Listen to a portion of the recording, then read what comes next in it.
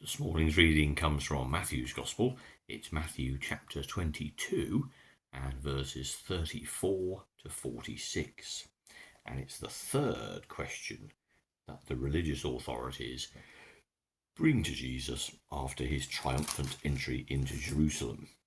Jesus, you'll remember, has told in chapter 21 and the beginning of 22 two stinging parables about how people are entrusted with what is good and right and productive and something that can be of great benefit to others, and they squander it. And when a great feast is provided and people don't turn up, riches and wonder and love and abundance is provided, and it is missed, it is rejected, it is overlooked. And this is what Jesus says of the religious authorities, that God has entrusted them with the care of all people everywhere, and what they've ended up doing is creating a poor reflection, not even that, something that has just failed dismally to fulfill the promise and the potential of what was on offer. So they send three groups of people.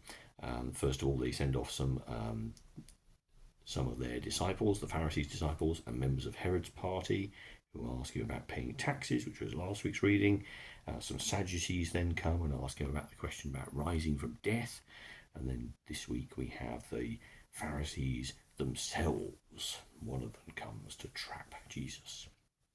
So, starting at verse 34. When the Pharisees heard that Jesus had silenced the Sadducees, they came together, and one of them, a teacher of the law, tried to trap Jesus with a question. "Teacher," he asked, "which is the greatest commandment in the law?" Jesus answered, "Love the Lord your God with all your heart, with all your soul, and with all your mind.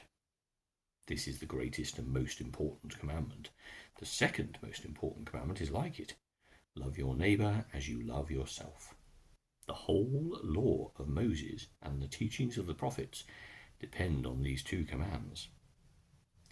When some Pharisees gathered together, Jesus asked them, "What do you think about the Messiah? Whose descendant is he?"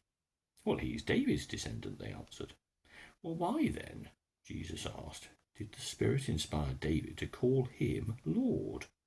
David said, 'The Lord said to my Lord, sit here on my right until I put your enemies under your feet.'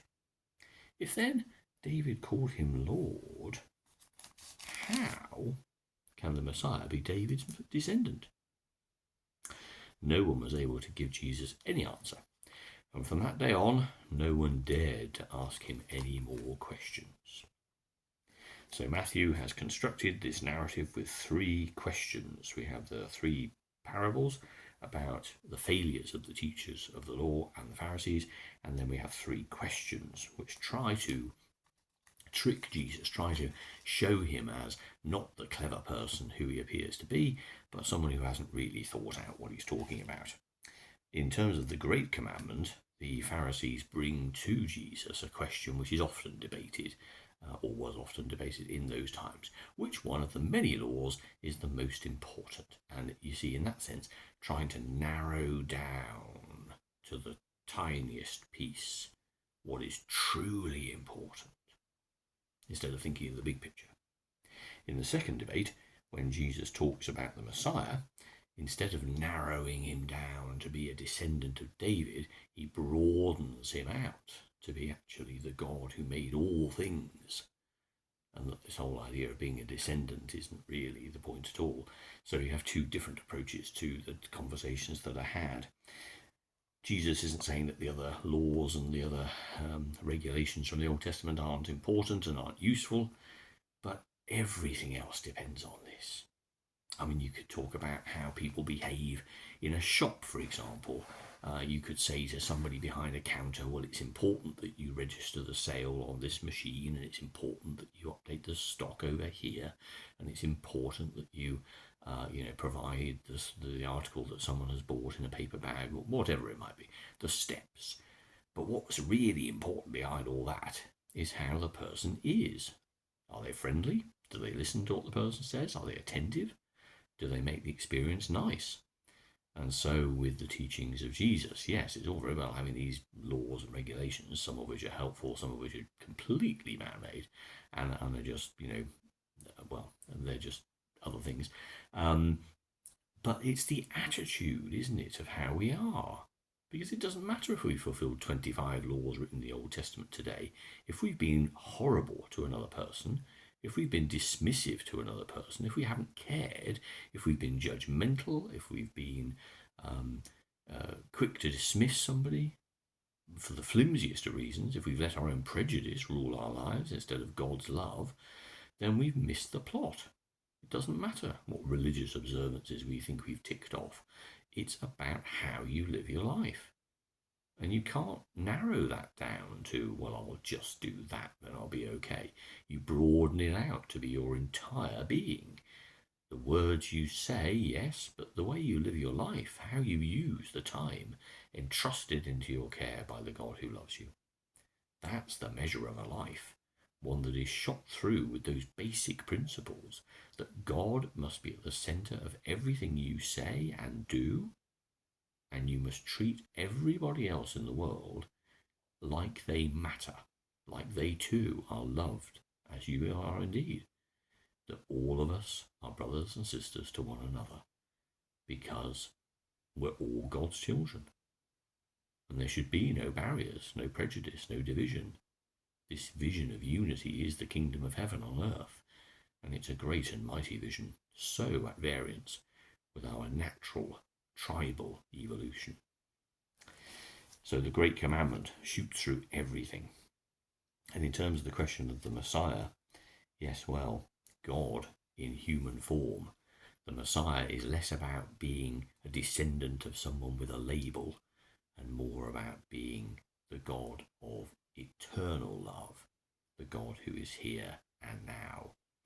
And the religious authorities recognise this, and they leave that particular avenue of pleasure alone.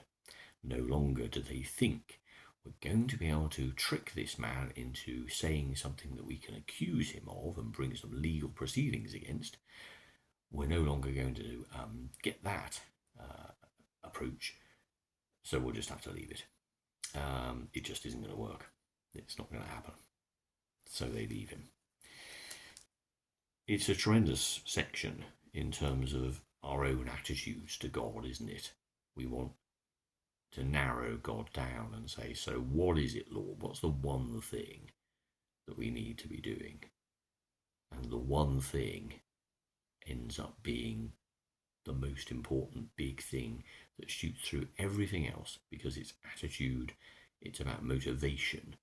And this is why our relationship with God starts and ends with an actual encounter and a relationship. We don't just talk about God in the abstract. We understand that the God who made all things loves us, and that God is alive in our hearts. That God comes to us and saves us and brings us peace and joy and a deep sense that we matter, that we are loved. And that, beyond all things, is the most important thing. People will talk to you sometimes about how it is when they first have grandchildren. And one may not spend a lot of time with your grandchildren. You may not spend the pivotal moments of your life, but the most important thing you can do for them, apart perhaps helping your own children with practical help, is to engender that feeling that they're loved, that they're listened to, that they matter to you, this other person. And that will be expressed in so many different ways. Looking at a picture they've painted, getting on your hands and knees and playing Lego with them, simply listening, simply being, accepting them. This is the feeling that bonds people together for a whole lifetime. And when you have that experience from the God who made all things, then it's written huge in your heart. And every single action, every single word needs to convey our utter conviction that the God who made all things loves us and everyone, and that informs how we behave